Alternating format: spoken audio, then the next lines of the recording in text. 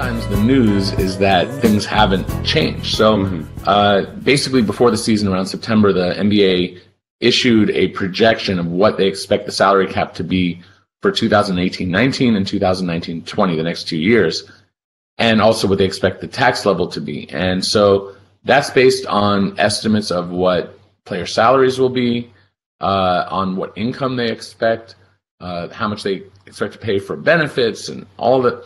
They do all the math on all 30 teams, all national TV revenue, everything that they could think of, and they come up with a number. That the number hasn't changed is pretty remarkable. Every time at the end of the season, they project something different, because it's, how could you project all that stuff and it not change? But sure enough, this is, I think, the first year that I remember that. Those numbers have not changed. So the salary cap is still projected to be $101 million. The tax level $123 million for next season, and then the coming year after that, 2019-20, projection is $108 million, and then $131 million for the tax. Now, you say, why is it only a two? Right now, the cap is $99 million, right? Why is there only a jump of $2 million? And the actual answer is that the cap this year for the season that just ended, or is, the regular season that just ended, is actually higher than it's supposed to be, because the year before teams couldn't spend enough because the rule, the cap rose so much, and even though teams spent a ridiculous amount of money, they had what was called a shortfall. They couldn't pay out the share. Let's call it 50-50, right? The players would get about 50%. Didn't happen. They couldn't reach that, even though they spent a ton of money. Even though Mozgov and Biombo got all their money, they still didn't reach it. So since they didn't reach it, they had a shortfall, and that pushed up the cap to $99 million. So maybe the cap this year should be closer to $94 million, right? So it's not, right? It's $5 million higher. That's just a made-up number, but that's the idea of it. Okay, so what that means is that everything that the Lakers and all the other teams, the Clippers and 28 other teams, have projected, they do the best that they can with the numbers that they have to work with, the NBA's projection, and then they revise. But there's no change. So that is good because obviously, if you're a team like the Lakers, you would probably want the cap to go up higher. It would give you a little bit more flexibility. It didn't happen. But for me, I don't have to change all of my team projections. I don't have to change. Everything is different. It's all based on the cap number. So, like what first-round picks are set to make would have changed, the mid-level exceptions. Everything is all based on the cap, the percentage of cap rise and fall.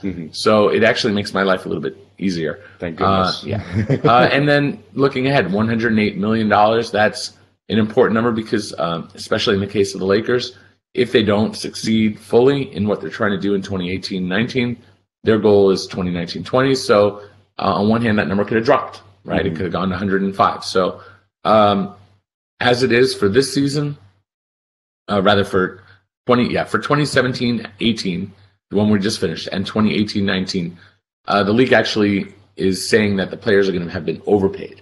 We talked about how they were underpaid, right? And that's why the cap went up higher. So in this case, it's going to be it's going to be the opposite. And the mechanism to fix that is that the players only get, there's an escrow withheld from their checks. So let's say that you make $10 million, 10% of that is held on by the league. And at the end of the year, you get it back. If the math works. In this case, they're not getting it back. So anybody getting $10 million this year actually is only getting $9 million. Everybody's basically getting a 10% pay cut this year. Wow. Yes, but that's part of the system. And that's, I have to look, and it may not be exactly 10%. It may be that they fell short, but they didn't fall short that much. So, but it's up to 10%.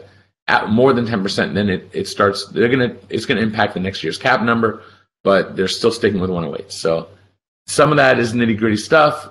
For those who like the math, you understand what I'm talking about. If you don't, feel free to hit me up. Can get into a little bit more detail. Hiring? Every business needs great people and a better way to find them. Something better than posting your job online and just praying for the right people to see it. ZipRecruiter knew there was a smarter way, so they built a platform that finds the right job candidates for you.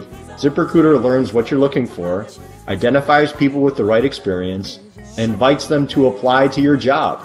These invitations have revolutionized how you find your next hire. In fact, 80% of employers who post a job on ZipRecruiter get a quality candidate through the site in just one day.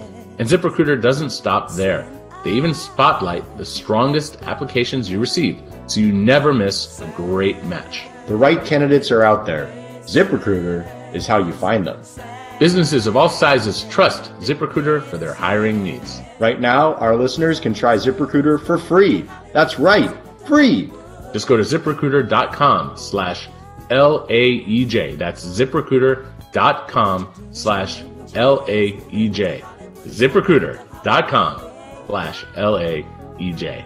ZipRecruiter, the smartest way to hire.